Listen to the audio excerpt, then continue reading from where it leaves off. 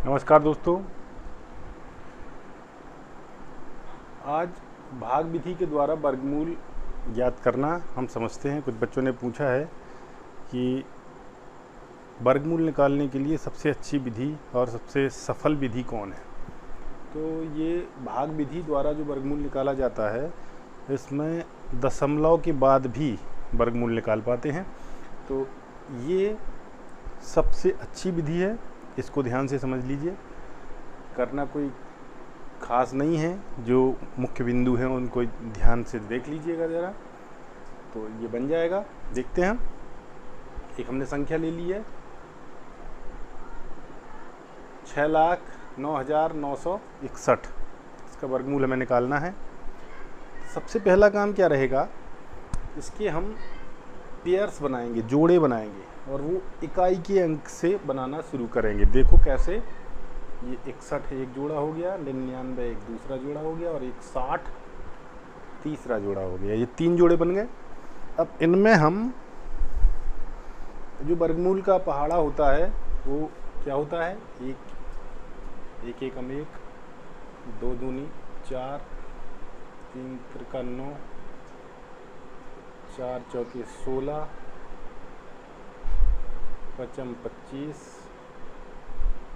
6 छंग 36, 7 सते 49, 8 अठैया 64 और 9 नम 81। ये पहाड़ा होता है, यानी हम इन अंकों से इसको करते हैं। कैसे करेंगे, 60 में हम देख लेते हैं इस पहाड़े में कहाँ 60 आ रहा है, कि 60 से ज़्यादा ना हो ऐसा पहाड़ा हमें देखना है। तो ये 7 सते 49 आ रहा है, क्योंकि 8 अठैया 64 60 से ज़्यादा हो जा रहा है। तो यहाँ हम लिखेंगे 7, यहाँ लिखेंगे 7, यहाँ लिखेंगे 49। अब ये बात हमें समझ में आ गई होगी कि शुरुआत कैसे करनी है। 7 यहाँ लिखा, 7 यहाँ लिखा, और 8 बार अगर दे रहे थे तो 8 अठैया 64 ज़्यादा हो रहा था।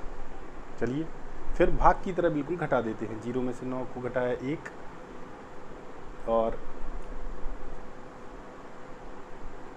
6 में से 5 को घटाएंगे तो 1 5 हो जाएगा। ये 0 के बदले यहाँ पे हासिल लेंगे तो यहाँ से एक हासिल वापस आ जाएगा। तो ये 11 बचेंगे। घटाना है बिल्कुल घटाने की तरह। अब दूसरा स्टेप जो करना है वो इसको और इसको, जिनका गुणा हो रहा है, इन दो का गुणा हो रहा है 7 सते 49, हमने गुणा करके लिखा था यहाँ।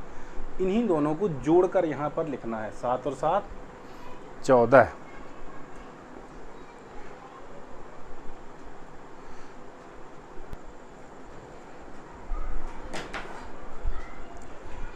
तो इस तरह से इनको 7 और 7 को जोड़ के यहाँ लिख देना है 14, और अंक उतारना है 99 का। ये थोड़ा सा अलग है भाग से, कि भाग में 1 का अंक उतारते हैं, यहाँ हमने जोड़े बनाए थे तो पेयर्स का अंक उतारते हैं। तो यहाँ 99 आ गया। अब क्या करना है, 14 का भाग 1199 में देना है, लेकिन देना इसी वर्गमूल के पहाड़े के आधार पर है। यानी जितना यहाँ पर लिखेंगे उतना यहाँ पर लिखेंगे। तो हम देख लेते हैं कि 14 सते 98, 14 अट्ठे 112, लगभग 8 बार जा सकता है। हम देख लेते हैं करके।